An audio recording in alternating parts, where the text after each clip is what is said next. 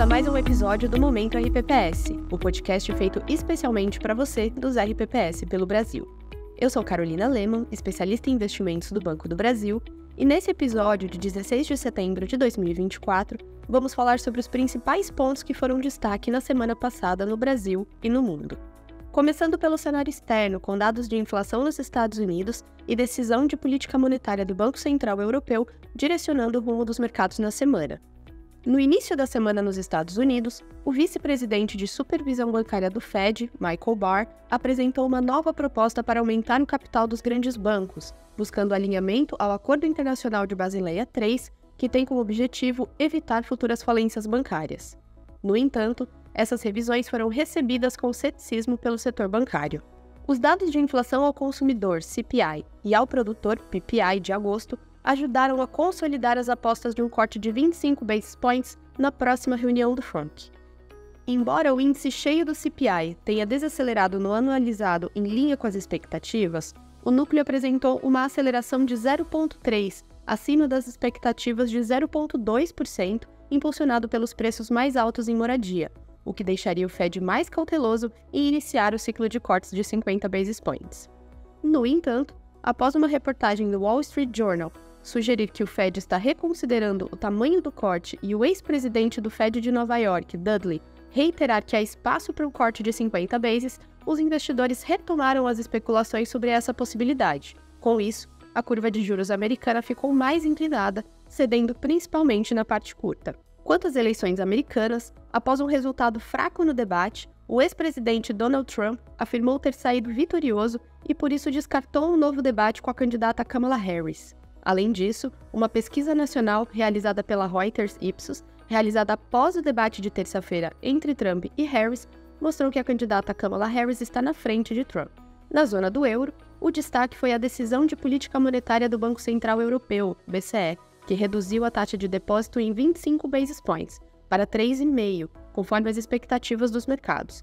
Durante a coletiva de imprensa, a presidente do BCE, Christine Lagarde, alertou sobre os riscos negativos ao crescimento econômico do bloco europeu.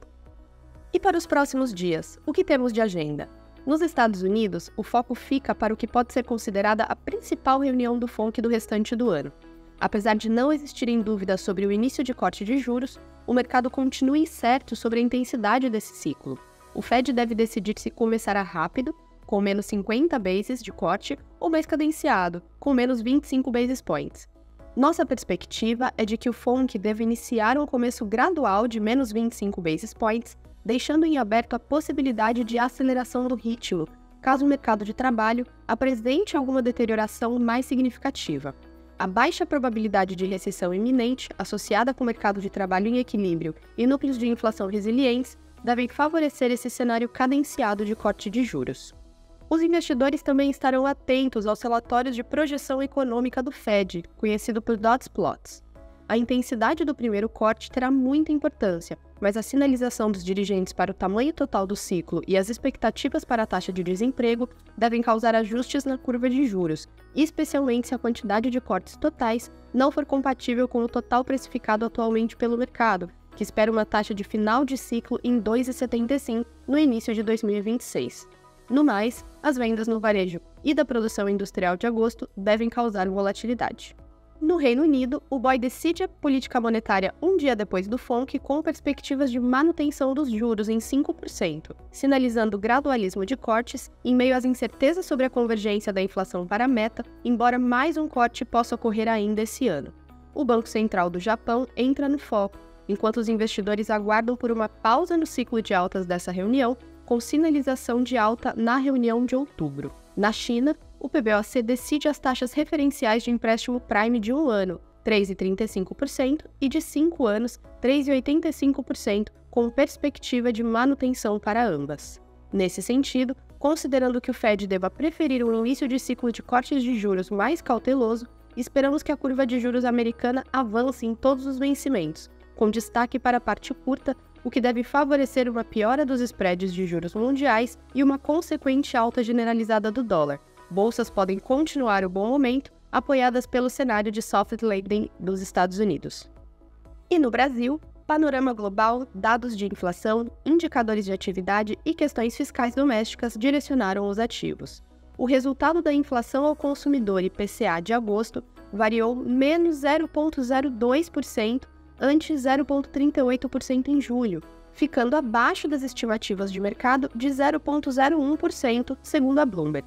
No acumulado em 12 meses, o índice atingiu 4,24%. O secretário executivo da Fazenda, Dário Dorigan, disse que o Ministério da Fazenda espera receber em torno de 10 bilhões de reais em dividendos extraordinários do BNDES ainda esse ano, o que pode contribuir para equilibrar as contas públicas. O secretário do Tesouro, Rogério Seron, afirmou que um novo bloqueio de recursos pode ser necessário para cobrir o aumento das despesas obrigatórias como a Previdência, com um ajuste de até 5 bilhões de reais a ser anunciado na próxima semana. Segundo o noticiário, o ministro da Fazenda, Fernando Haddad, teria dito aos técnicos do Tribunal de Contas da União que irá revisar as projeções de arrecadação com o voto de qualidade do Conselho de Administração de Recursos Fiscais, após a entrada frustrante de receitas. A Câmara aprovou o projeto de lei do combustível do futuro em votação simbólica, sem o item que havia sido incluído no Senado com benefícios para a geração de energia solar, que poderia onerar as contas de energia dos consumidores. O texto agora vai para a sanção presidencial. A Câmara concluiu a votação do projeto sobre a desoneração da folha de pagamentos de empresas de 17 setores. Como não houve alterações substanciais no texto, apenas um ajuste de redação referente à contabilização de depósitos privados devido ao alerta dado pelo Banco Central sobre o assunto, o texto agora segue para a sanção presidencial, sem precisar retornar para o Senado. E qual a agenda para essa semana no Brasil? Na próxima semana, no ambiente externo, os investidores ficarão atentos à decisão de política monetária no FONC. Diante da expectativa de que o corte de juros seja gradual e o tom do discurso seja nessa linha, a curva de treasuries e o dólar tende a operar em alta, em ajuste ao cenário precificado atualmente. Além disso, a decisão do Banco Central do Japão ainda pode acrescentar volatilidade para as moedas emergentes, embora com uma probabilidade reduzida. Internamente, o destaque da agenda fica com a decisão do Copom na próxima quarta-feira, dia 18 de setembro, cuja expectativa é de que a taxa Selic aumente para 10,75%. Os recentes indicadores mais robustos do mercado de trabalho e de atividade econômica corroboram para um cenário de aperto monetário. Contudo, a maior probabilidade de um viés de gradualismo no ciclo por parte da instituição deve gerar um ambiente mais propício para a inclinação da curva de juros doméstica, em meio à dificuldade da ancoragem nas expectativas futuras de inflação. No mais, na esfera fiscal, a divulgação do boletim bimestral de receitas e despesas deve ser mais um ponto de desconforto para os agentes de mercado. Sendo assim, dado a perspectiva para o panorama externo, o Copom e o quadro fiscal, esperamos um dólar valorizado frente ao real, em linha com o movimento esperado para os emergentes, e refletindo um Banco Central doméstico parcimonioso na elevação de juros. A curva de juros tende a apontar queda comedida nos vértices curtos, em correção da precificação atual da possibilidade majoritária de alta de 50 basis points nas duas últimas reuniões do ano, e trajetória de alta nos prazos intermediários e longos da curva, influenciada pela dinâmica da política monetária, a alta do dólar e as taxas dos treasuries, além da insatisfação com a cena fiscal. O Ibovespa deve se desvalorizar em meio à redução de fluxo estrangeiro e incertezas para a condução da política monetária doméstica. E como tudo isso impacta e impactou na nossa busca pela meta atuarial? Com expectativas para o início do processo de flexibilização monetária nos Estados Unidos, simultaneamente à elevação da Selic no Brasil, o momento se mostra favorável para posições pós-fixadas na renda fixa doméstica, proporcionando rentabilidade satisfatória frente à meta atuarial, além de baixa volatilidade. Ainda na renda fixa doméstica, lembramos que nessa semana a estratégia master do fundo BB Espelho JGP Institucional Equilíbrio 30 completa 12 meses. Com enquadramento no artigo 75B, a estratégia agrega integração ASG e alto potencial de superação do CDI. Além disso, frente a expectativas positivas para o mercado de renda variável internacional, é relevante considerar a diversificação com ativos dessa classe, como o fundo BB Ações Bolsas Globais Ativo. E aí, ficou interessado nas alternativas que falamos? Então não deixe de agendar uma reunião com a nossa assessoria e assim ter uma análise personalizada para ajudá-los na gestão dos seus recursos. Foi um prazer ter a sua audiência nesse episódio do Momento RPPS. Você tem sugestões de temas para conversarmos aqui? Manda pra gente, fale com seu gerente de governo ou seu especialista de investimentos do BB. Então é isso, até semana que vem, Descomplicando o Mundo RPPS. Até mais!